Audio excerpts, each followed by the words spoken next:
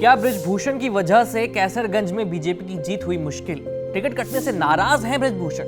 क्या कांग्रेस में शामिल होने वाले हैं बृजभूषण शरण सिंह?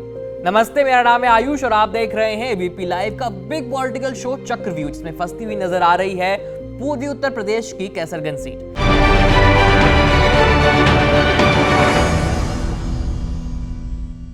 कैसरगंज लोकसभा सीट लंबे समय से सुर्खियों में है और इसकी वजह है यहां के मौजूदा सांसद बृजभूषण शरण सिंह। वही बृजभूषण जिस पर देश की कई नामचीन महिला पहलवानों ने यौन उत्पीड़न का आरोप लगाया और यही वजह है कि बीजेपी ने इस बार बृजभूषण का टिकट काटकर उनके ही बेटे करण भूषण को चुनाव में खड़ा कर दिया है। बेटे को भले ही टिकट मिल गया हो, लेकिन बृजभूषण अपना टिकट कटने से बहुत नाराज चल रहे हैं। वहीं दूसरी ओर कैसरगंज सीट लंबे समय से सपा का गढ़ भी रही है और बृजभूषण पर लगे आरोपों को चुनावी मुद्दा बनाकर सपा इससे खूब भुना भी रही है। यानी कहने का मतलब यह है कि जैसे अमेठी सीट कांग्रेस के गले की हड्डी बन गई है, वैसे ही कैसरगंज सीट बीजेपी के गले की हड्डी बन गई है और दोनों ही सीटों पर 20 मई को मतदान होना है। और यही वजह है कि हर बार की तरह इस बार भी बीजेपी कैसरगंज में एक तरफा चुनाव नहीं जीत सकती, बल्कि इस बार चुनाव थोड़ा सा मुश्किल होने वाला है और ऐसा कैसरगंज के राजनीतिक और जातीय समीकरण की वजह से हम ऐसा कह रहे हैं। दरअसल 1996 में बीजेपी के बढ़ते कद के दौरान कैसरगंज में लोकसभा के टिकट पर चुनाव लड़ रहे बेनी प्रसाद वर्मा ने न केवल बीजेपी को हैट्रिक लगाने से रोक दिया था, बल्कि पहली बार कैसरगंज में सपा को जीत भी दिलाई थी। इसके बाद 1998, 1999 और 2004 में भी कैसरगंज में मुलायम सिंह यादव के करीबी रहे बेनी प्रसाद वर्मा ने चुनाव जीता था। इसके बाद 2008 में बृजभूषण बीजेपी छोड़कर सपा में शामिल हो गए। 2009 में बृजभूषण ने सपा के टिकट पर ही पहली बार कैसरगंज से सांसदी का चुनाव लड़ा और जीत हासिल की। इसके बाद 2014 के चुनाव से बृजभूषण वापस बीजेपी में आ गए और यहां से टिकट लेकर चुनाव लड़ा और जीत गए। 2019 में भी बृजभूषण सिंह ने बीजेपी के टिकट पर ही जीत हासिल की और अपनी जीत की कैसरगंज में हैट्रिक लगाई। आपको बता दें कि बृजभूषण शरण सिंह 6 बार सांसद चुने गए हैं, जिसमें से आखिरी 3 बार वो कैसरगंज से ही सांसद रहे हैं। और अगर यौन उत्पीड़न का आरोप ना लगा होता, इस केस में वो ना फंसे होते, तो शायद एक बार फिर से कैसरगंज के चुनावी मैदान में वो खड़े होते।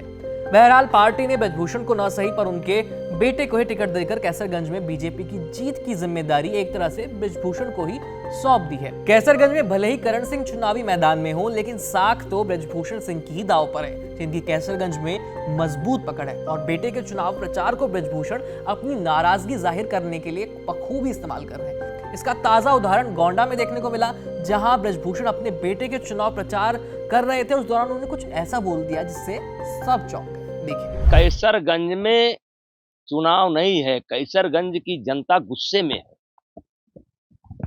क्योंकि देवीपाटन मंडल, हमारा अयोध्या मंडल, हमारा बस्ती मंडल, ये मैं घर घर से जुड़ा हूं और जिस तरीके से मैं 1.5 साल से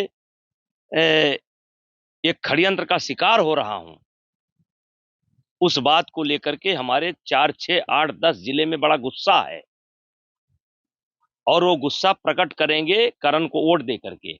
बात यही नहीं रुकी। बृजभूषण ने एबीपी से बात करने के दौरान एक बड़ा खुलासा भी किया। वो कहने लगे कि टिकट देने में जब देरी हुई तो मौका देख कांग्रेस ने पासा फेंका और उन्हें पार्टी में शामिल करने का न्योता तक दे डाला। इसको डिकोड करेंगे, लेकिन पहले आप उनका ये बयान सुनिए।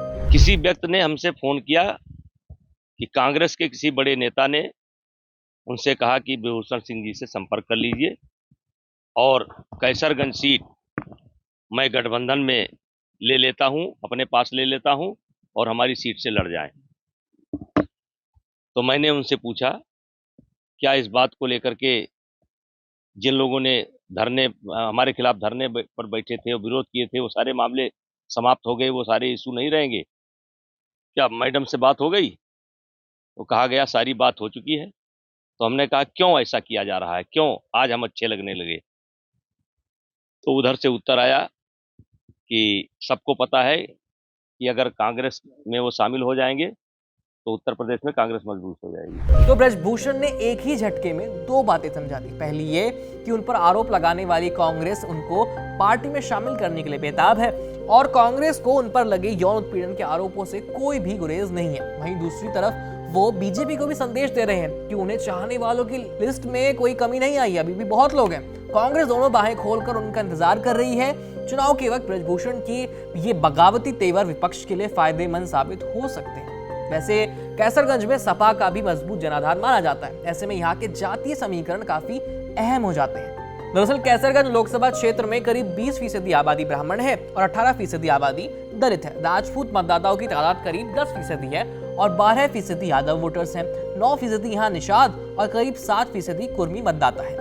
इसके अलावा इस लोकसभा क्षेत्र में मुस्लिम मतदाताओं की तादाद करीब 18%, यानी कैसरगंज एक ब्राह्मण बाहुल्य सीट है और इसी वजह से सपा और बसपा दोनों पार्टियों ने ब्राह्मण उम्मीदवारों पर अपना दांव खेला है। हालांकि 2 ब्राह्मण उम्मीदवारों के कारण ब्राह्मणों का वोट बंटने की पूरी संभावना है। ऐसा हुआ तो ब्रजभूषण के बेटे की जीत की संभावना बढ़ जाती है। हालांकि मुस्लिम और यादव सपा को ज्यादा फायदा पहुंचा सकते हैं, पर सपा के लिए भी जीत हासिल करना आसान नहीं होगा, क्योंकि ब्रजभूषण की यादव समाज पर भी अच्छी पकड़ है, जिस वजह से उनके बेटे को यादवों का वोट भी मिलेगा। रही बात राजपूत वोटर्स की, तो वो तो ब्रजभूषण के साथ पहले से ही है। ऐसे में कैसरगंज की जनता किसे चुनती है, ये तो 25 मई को मतदान के दिन ही पता चल जाएगा और 4 जून को नतीजा हम सबके सामने होगा। खैर, तब तक देखते रहिए एबीपी लाइव। मेरा नाम है आयुष। धन्यवाद।